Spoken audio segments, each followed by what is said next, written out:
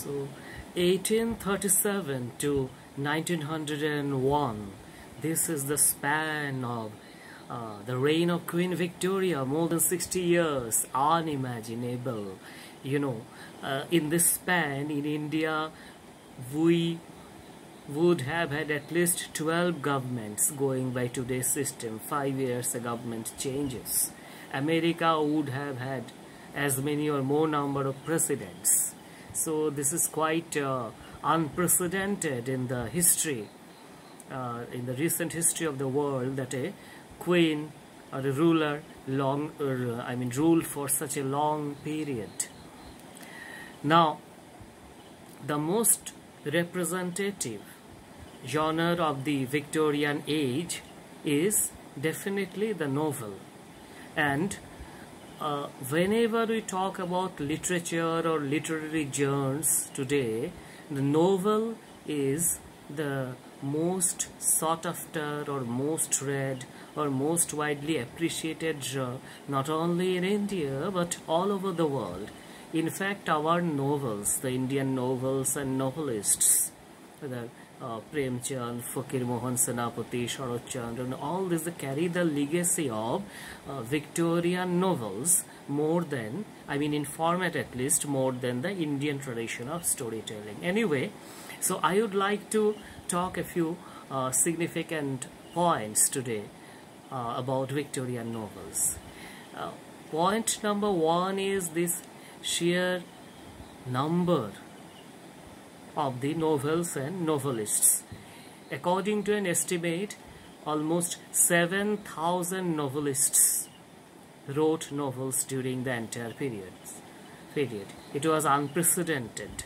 Today we would have more, but then in that age, when there was no computer typing, computer printing, etc., it is really unimaginable. And then secondly, and more importantly, as many as 60,000 titles of prose fiction or novel were published during the entire range of Queen Victoria's reign.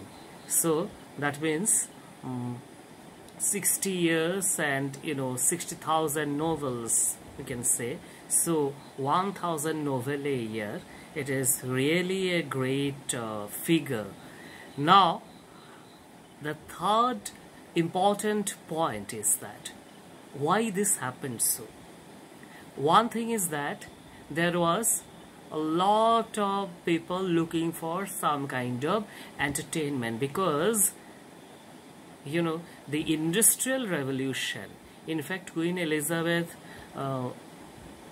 occupied her throne during Industrial Revolution. Industrial Revolution gave some leisure to people who would have been farmers earlier, working the whole day and that kind of thing. But in factories and other things, when you work, there is some leisure time, weekend, etc. There are also educated women folks at home, and some educated men having much more leisure than both women and those factory workers. So all these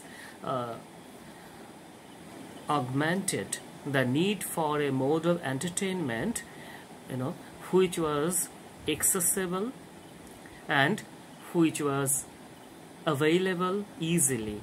So those huge Victorian novels. But then another important thing happened is that most of the common people couldn't afford the hardbound huge volumes due to their monetary problems. So, but then that did not stop the Victorian writers and the publishers. So they devised a mechanism which I would, argue is the forerunner of today's serial system. Serials, TV serials, etc., other things that you see. So, in popular newspapers, weeklies, especially in weekly edition, the prominent novelists like Dickens, they serialized their publication. So newspaper and periodicals people can buy with less amount of money. So you read one part of the story and then again next week another will come. So that way. Now, and that is why many of these Victorian writers had to end each of their stories, each series of their stories with what we call a cliffhanger. You know, someone is hanging on the cliff, you don't know what will happen next, so you immediately, I mean, you cannot but buy the next edition, I mean next week. So it was not like today that one buys one book and then makes a scan or Xerox and then through WhatsApp copies, and WhatsApp was not there, emails were not there. So they would have to buy, and these were cheaper. And then there was also some other cheaper serialized novels apart from the periodicals. So they were sometimes called, you know, penny blood. The name penny blood is given to those serialized novels, especially sensational, where you could buy a novella, or say booklet actually, not a novella, for 1 penny. But that was not a complete novella. You buy one for 1 penny, then later again after some time the next part will be published. But 1 penny is like 1 paisa or 1 rupee today. So that way also this penny blood thing, or penny dreadful, you know, penny horrible, these names are given to the series, and that worked fine. So no, as it's like a demand supply relation. This reading encouraged these readers to share the stories and tell people, and more readers came, and then more and more writers emerged. Now there is one important point here. Many critics often have alleged or raised this allegation against Dickens's novels that his plots are not tightly structured. I mean, these are loose plots. You know, this is the Aristotelian continuum in his poetics. That is, a good plot should be well organized, will have a organic unity would have. But they fail to understand that the reason was that Dickens was mostly not writing as we read his novels today in 1 volume. He was writing it for periodicals and other periodical publications, newspapers, weekly or in a fortnight, like that. So it was not possible to imagine or fantasize a whole plot at once and keep writing a whole text. That was Dickens's limitation, not related to his art but also related to his financial conditions. He had to do like that. And then for the overall situation, as I have said, popular novelists, you know, would be read by people who did not have much money, so they could not buy huge 1 volume things. Now here we also must remember that F.R. Lewis had initially kept Dickens outside his canon of English novelists, but later he had to reinstate him. How? Only because Dickens was basically popular, or addressing to a audience which constituted mass, not class. So you know, he was a classy person, Lewis.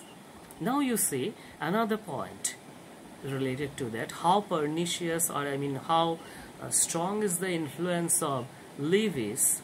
You will understand from this very popular English literature history by Edward Albert. If you look at the Victorian age, you will find that it says the age had no great writer, no Shelley, no Shakespeare, but it had many.